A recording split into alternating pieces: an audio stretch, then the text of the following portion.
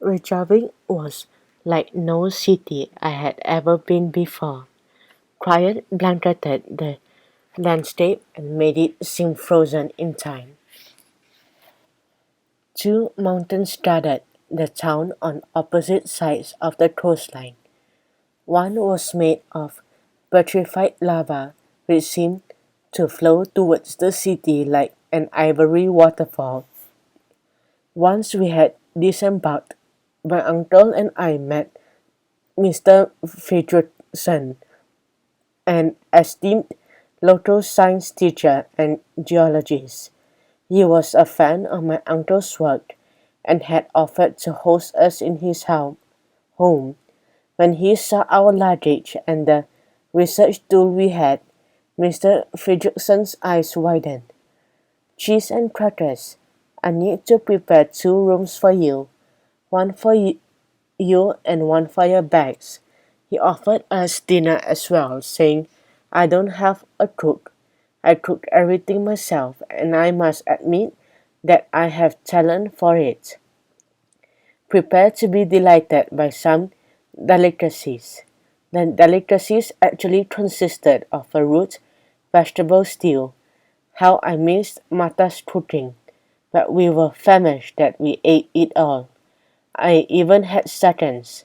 Fredrickson asked, So what brings you to these parts?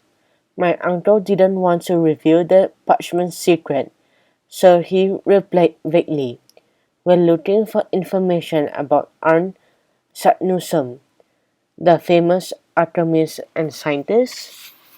My uncle lit up like a rat in a cheese shop. Yes, Fredrickson smiled. Here in Iceland, he is a true hero. Saknussemm was not only a devoted scholar, but also a very courageous explorer who never feared falling into an underground cave or scaling a glacier. Just like my uncle, I thought proudly. My uncle asked, Then are his works kept somewhere here in the library? Fredrickson sighed. Unfortunately, all his papers were destroyed in the fire of 1573. Oh, what a shame. All that work gone. My uncle shook his snout. Yes, his work would be worth a princely sum today, but nothing survived the blaze. Not a single note, diary, or notebook. Nothing. My uncle and I looked at each other. We both knew that at least one book had survived, and with it a precious parchment, but it seemed that no one else knew about it. Fredrickson added, Anyway, you haven't made a needless journey. Iceland is an open-air natural museum. You'll find so many fascinating minerals here. There are volcanoes, glaciers. For example, have you heard of the Snæfellsnes volcano? My uncle replied cautiously, Um, perhaps. Fredrickson explained earnestly.